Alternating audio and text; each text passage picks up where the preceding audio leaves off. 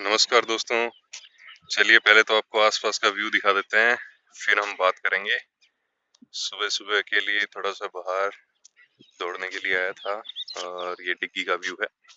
ठीक है जी। पानी के पास आके और एक है पृथ्वी, अग्नि, जल, आकाश। पृथ्वी पृथ्वी तो खैर हमारे आसपास रहती है। अग्नि, ऊपर चमक रहा है सूरज। ठीक है। जल, जल हो गया डिग्गी में। आकाश, और क्या रह गया?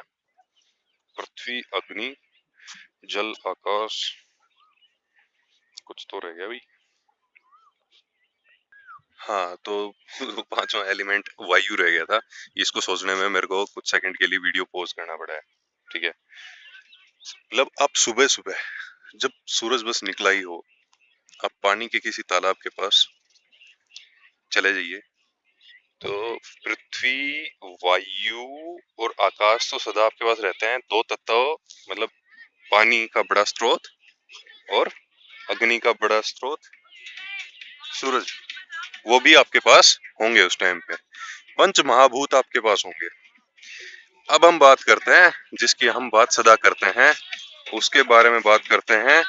और ये लो जी, कुछ बच्चे जा रहे हैं। ठीक है। तो अब हम बात करते हैं स्टेट फंडेड इलेक्शन की। वो इन बच्चों के भविष्य से भी जुड़ा हुआ है। ठीक है। आपके बच्चे बच्चे बच्चों के भविष्य से भी जुड़ा हुआ है, मेरे बच्चों के भविष्य से भी जुड़ा हुआ है, आपसे भी जुड़ा हुआ है, मुझसे भी जुड़ा हुआ है, हमसे पहले जो हैं, हमसे बुजुर्ग, उनसे भी जुड़ा हुआ है। समझ रहे? पास्ट, प्रेजेंट और फ्यूचर तीनों से जुड़ा हुआ है। मैं समझाता हूँ कि कैसे। पहले हम पास्ट की बात कर लें। हमसे पहले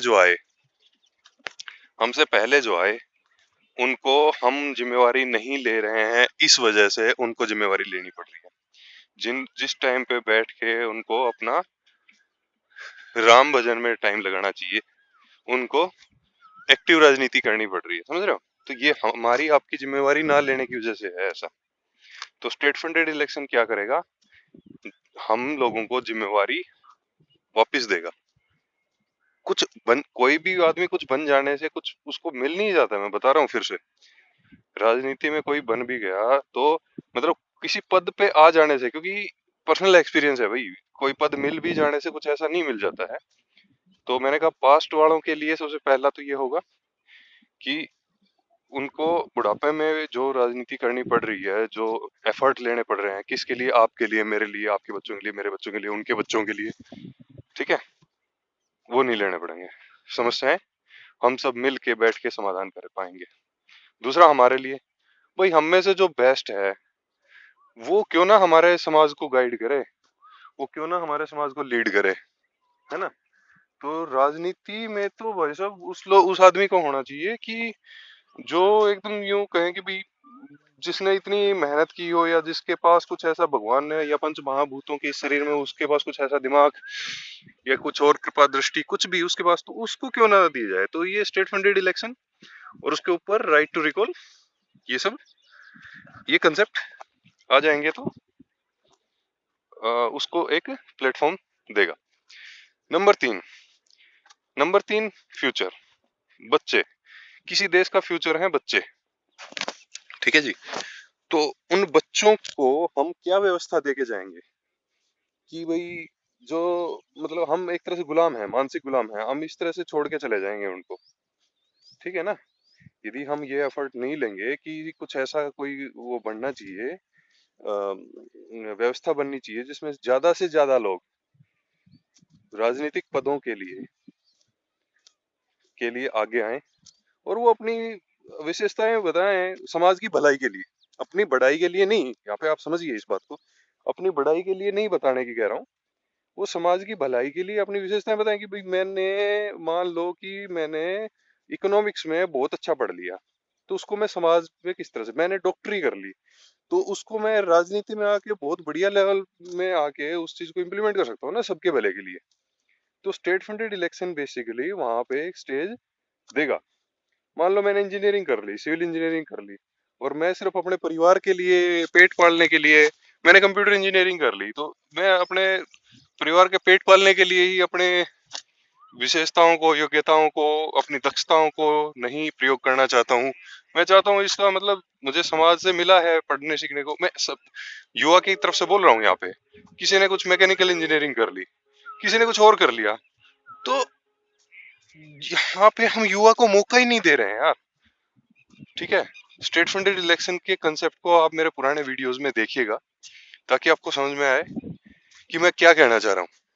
हमें ज्यादा से ज्यादा लोगों को मौका देना है, और उसके बाद उनको जनता के लिए उत्तरदायी बनाए रखने के लिए, क्योंकि ऐसा हो सकता है ना वहां पे आ गए और उनके ऊपर उनका दिमाग पलट गया कि चलो अब तो पावर में आ गए, अब तो पावर में बने रह सकते हैं, तो उनका दिमाग पलट गया, या किसी ने कोई ऐसा दबाव डाल दिया, तो जनता के प्रति वो उत्तरदायी नहीं रहेंगे यदि हम उनको उनके ऊपर राइट टू रिकॉल या वोट वापस लेने का अधिकार हम मतलब हम नहीं रखेंगे उधर।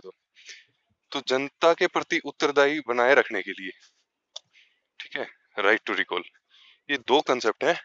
और पंच महाभूतों के नजदीक पहुंच के कि ये जो बोल रहा है, ये जो आप मेरा शरीर देख पा रहे हैं ना, ये इन्हीं पंच महाभूतों से बना है, और ये आपको भी पता है, मुझे भी पता है। ठीक है, तो अब ये एक यंत्र की तरह इन पंच महाभूतों के नजदीक आके एक यंत्र की तरह प्रयोग कर रहा हूं मैं। इसमें मेरा कोई ऐसा कोई कि मैं फेमस हो जाऊं, नहीं, ऐसा कुछ नहीं है। मैं ये कह रहा हूँ कि जो पूरा का पूरा ये अस्तित्व है, उसमें से कहीं से ये आवाज उठ रही है। मैं यंत्र बन के उस आवाज को आप तक इस उपकरण के माध्यम से, ये भी पदार्थ है जो मैं प्रयोग कर रहा हूँ, ये भी पदार्थ है, और जिसके थ्रू आप देख रहे हैं वो भी पदार्थ ही है।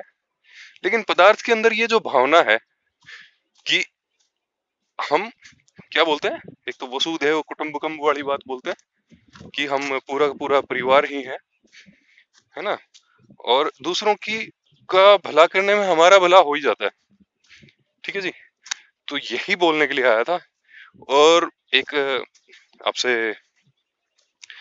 मैं रिक्वेस्ट करूंगा कि आप भी इन पंच महाभूतों के नजदीक होने के लिए सुबह सुबह जब सूरज निकलने वाला हो या निकला हो, और पानी के किसी स्रोत के पास थोड़ा दौड़ने के लिए, एक्सरसाइज करने के लिए चले जाया कीजिए। ठीक है, आज मैं आ गया हूँ, तो आपको ज्ञान देने के योग्य हो गया हूँ, है ना। मैं हर रोज नहीं आता हूँ, लेकिन मेरा मन करता है, और ज्यादातर मैं निकल जाता हूँ एक्सरसाइज के लिए, या मैं घर में तो जरूर करता हूँ। ठीक है जी, बहुत बहुत धन्यवाद। जय हिंद।